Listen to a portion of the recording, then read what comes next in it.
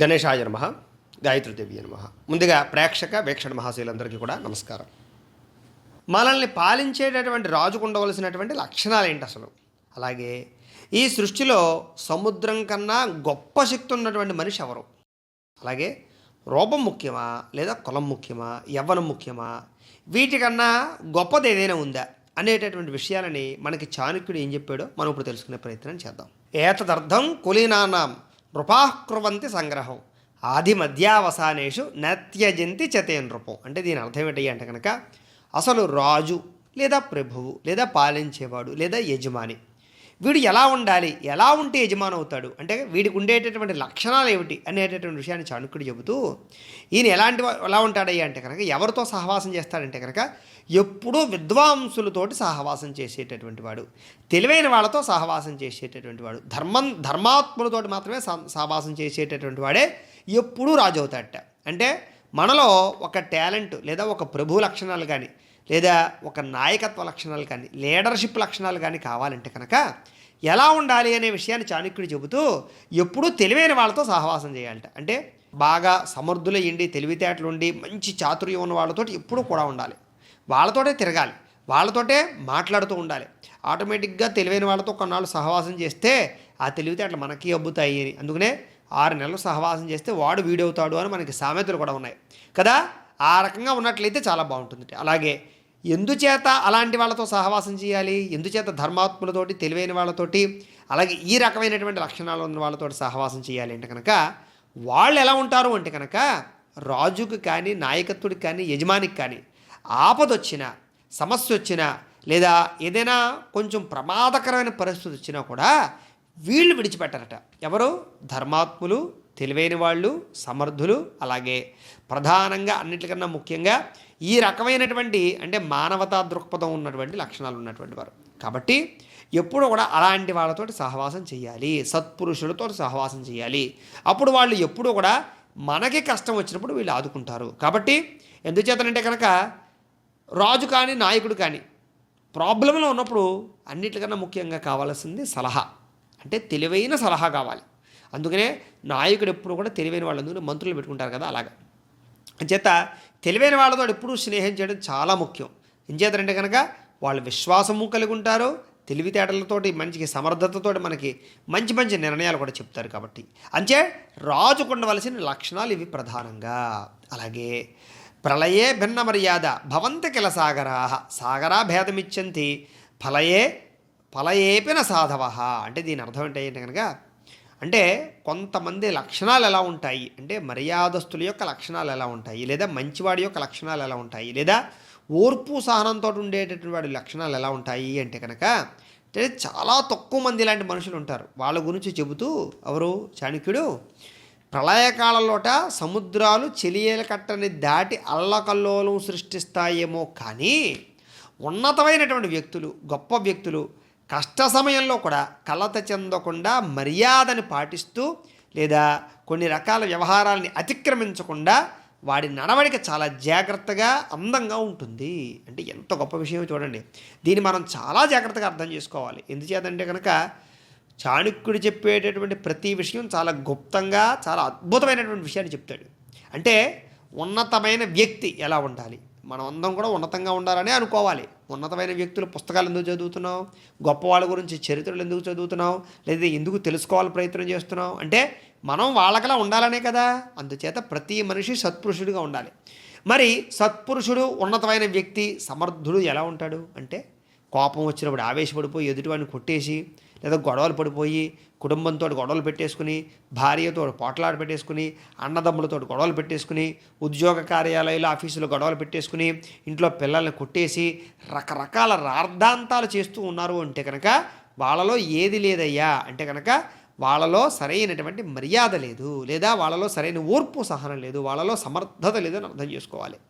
ఎందుచేతనయ్యా అంటే కనుక ఓర్పు సహనము సమర్థత ఉంటే కనుక ఎంత కష్టం వచ్చినా అంటే సముద్రం ఇంకా ఏదైనా చెలియని కట్టని దాటేసి ప్రళయం సృష్టిస్తుందేమో తప్ప ఇలాంటి లక్షణాలు ఉన్నవారు మాత్రం ఎంత విపత్కర పరిస్థితి వచ్చినా సరే, ప్రాణం మీదకు పరిస్థితి వచ్చినా సరే ఎదుటి వ్యక్తికి అపకారం చేయడానికి ప్రయత్నం చేయరు, ప్రశాంతంగా ఉండి సమస్యని అధిగమించడానికి ప్రయత్నం చేస్తారు.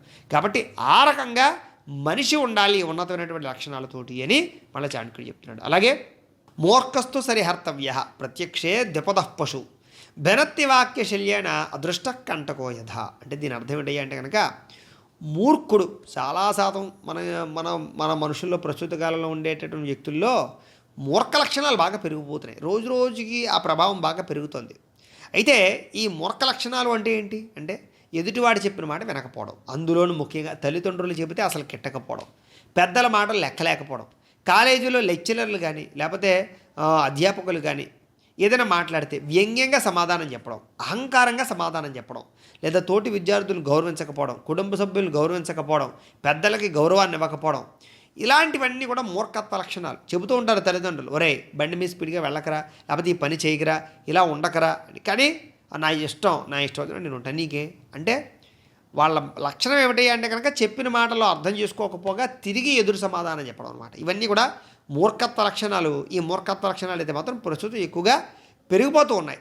కాకపోతే ఈ మూర్ఖత్వ లక్షణాల వల్ల ఎంత బాధ కలుగుతుంది ఎదుటి వ్యక్తులకి అంటే కనుక రెండు కాళ్ళు ఉన్నటువంటి జంతువులు, అంటే సాధారణంగా చెప్పాలంటే మనమందరం కూడా జంతువులు లాంటి వాళ్ళమే. నిజంగా జంతువు అంటే ఏంటి, దానికి ఉచ్చం నీచం ధర్మం న్యాయం ఏమీ తెలియదు. జంతువు అంటే ఏంటి కనుక ఎదుటి జంతువుని పీక్కు తినడమే. పాపం కానీ పుణ్యం కానీ దానికి ఇంకో రకమైనటువంటి జాలి దయ కరుణ కానీ ఉండవు. కానీ ఎవరైతే ఈ మూర్ఖుల్లా ఉంటూ ఎదుటి వాళ్ళ మీద జాలి దయ లేకుండా సాటి మనిషిని గౌరవించకుండా ఎవరైతే బిహేవ్ చేస్తూ ఉంటారో వాళ్ళు ఎలాంటి వాళ్ళయ్యా అంటే కనుక వాళ్ళ మాటలు ఎంత బాధిస్తాయి అంటే కనుక ఈ రెండు కాళ్ళు ఉన్నటువంటి జంతువులతో సమానంట వాళ్ళు. అంటే వాళ్ళందరూ కూడా రెండు కాళ్ళతో నిలబడుతూ ఉన్నారే తప్ప వాళ్ళకిని మిగతా మృగాలకి తేడా లేదు అని. కాబట్టి వాళ్ళ మాటలు అంతలా బాధిస్తాయి. కాబట్టి మూర్ఖత్వంగా కనుక ఎవరైనా మన ఇంట్లో ఉంటే అది చాలా ప్రమాదకరం. అంటే మన ఇంట్లో ఎవరైనా సరే మూర్ఖత్వంగా పిల్లలున్నా, మూర్ఖత్వమైన లక్షణాలు ఉన్నటువంటి మనుషులున్నా వాళ్ళు ఎంత దారుణంగా ఎదుటి వ్యక్తులు బాధిస్తారో ఇక్కడ మనకు చాణక్యుడు చెప్తున్నాడు. అంటే దీన్ని బట్టి మనలో మూర్ఖత్వ గుణాలు ఉంటే ఖచ్చితంగా వాటిని తగ్గించుకోవాలి. ఎందుకంటే దానివల్ల ఎదుటి వ్యక్తులకి చాలా బాధ. అంచేత ఈ లక్షణాలు ఉంటే శరీరంలో ముళ్ళు గుచ్చుకుంటే ఎంత నొప్పిగా ఉంటుందో మూర్ఖుడు మన ఇంట్లో ఉంటే అంత నొప్పిగా ఉంటుందిట. చూడండి, కాళ్ళు ముళ్ళు గుచ్చుకుంది అనుకుందాం, అది తీసేసేదాకా మనకి ఎంత నొప్పిగా ఉంటుంది, తీసేసినా కూడా నొప్పిగానే ఉంటుంది. అంటే ముళ్ళు ఉన్నంతసేపు కాలుకి ఎంత నొప్పో మూర్ఖుడు మన ఇంట్లో ఉన్నంతసేపు అంత నొప్పిని భరించే పరిస్థితి ఉంటుందిట. అంటే అంత దారుణంగా చాణక్యుడు చెప్పాడు. అంటే ఆషామాషి వ్యవహారం ఏం కాదు, ఇది చాలా అద్భుతమైన విషయాలు చెప్తున్నాడు. చూడండి, అలాగే రూపయవ్వన సంపన్నా విశాల కుల సంభవా విద్యాహీనా నశోభంతే నిర్గంధా ఇవ కింశుక. అంటే దీని అర్థం ఏంటంటే రూపము యవ్వనము లేదా మంచి కులము ఇవన్నీ ఉన్నా కూడా ఇవన్నీ శోభిస్తాయా, ఇవన్నీ గొప్పతనాన్ని తెస్తాయా, లేకపోతే వీటి వల్ల ఏదైనా గొప్ప వ్యవస్థ ఉందా అంటే కనుక ఎవరైతే ఇవన్నీ ఉన్నా కూడా విద్య లేకపోతే ఏంటి చాలా అందంగా ఉంటాడండి వాడు. చూస్తే నిజంగా చెప్పాలంటే ఒక పెద్ద హీరో లెవెల్లో ఉంటాడు, లేకపోతే సుందరాంగుడు లేదా సుందరాంగి అందగత్తె అయి ఉండొచ్చు. యవ్వనం మంచి వయసు, చక్కగా మంచి 20 ఏళ్ళు 18 ఏళ్ళ వయసు ఉండొచ్చు, లేదా బ్రహ్మాండమైన కులంలో పుట్టుండొచ్చు, వాళ్ళకి మంచి వంశంలో మంచి పేరు ఉండొచ్చు. ఇవన్నీ ఉన్నాయి మనిషి దగ్గర. ఇవన్నీ ఉండి చదువు లేదు వాడి దగ్గర, కనీసం వాడి సంతకం కూడా వాడు పెట్టలేడు, ఏదైనా పేపర్ ఇస్తే చదవలేడు, లేదా ఒక కట్టించి లెక్కట్రా అంటే లెక్క పెట్టలేడు డబ్బుల్ని.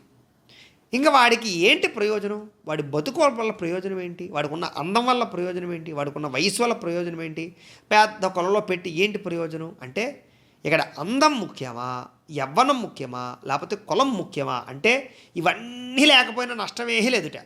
కానీ చదువు చాలా ముఖ్యం. అన్నిటికన్నా ముఖ్యమైనటువంటిది ఏమిటి అంటే కనుక ఈ ప్రపంచంలో విద్యయా లభతే జ్ఞానం, విద్యయా లభతే సుఖం, విద్యయా లభతే మోక్షం. అన్నీ ఇచ్చేటటువంటిది విద్య మాత్రమే.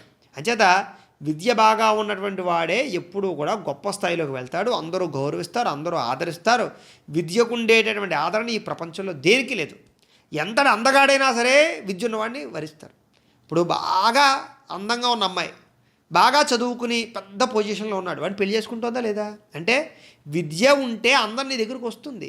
విద్య ఉంటే మంచి వంశంలో పుట్టినటువంటి వాళ్ళతో సంబంధాలు వస్తాయి మీ దగ్గరికి. విద్య ఉంటే ఆటోమేటిక్గానే అన్ని రకాల సౌఖ్యాలు సుఖాలు భోగాలు అనుభవించవచ్చు. విద్యతోటి విపరీతమైనటువంటి గౌరవం ఉంటుంది. కాబట్టి అన్నిట్లకన్నా ముఖ్యం అంటే రూపణం కన్నా, యవ్వనం కన్నా, మంచి కులంలో పుట్టడం కన్నా, వీటన్నిటికన్నా ప్రధానమైనటువంటిది ఏమిటి గొప్పది అంటే విద్యయే గొప్పదని చెప్పేసి ఇక్కడ ఖచ్చితంగా స్పష్టంగా మనకి చాణక్యుడు చెప్తున్నాడు. చూడండి ఎంత అద్భుతమైనటువంటి విషయాలు చెప్పాడు. ఇంకా ఇలాంటి అద్భుతమైన విషయాలు చెప్పాడు. అవన్నీ కూడా మనం తదుపరి వీడియోలో తెలుసుకునే ప్రయత్నాన్ని చేద్దాం. గోబ్రాహ్మణేభ్య శుభమస్తు నిత్యం. లోకా సమస్తాః సుఖినో భవంతు. స్వస్తి.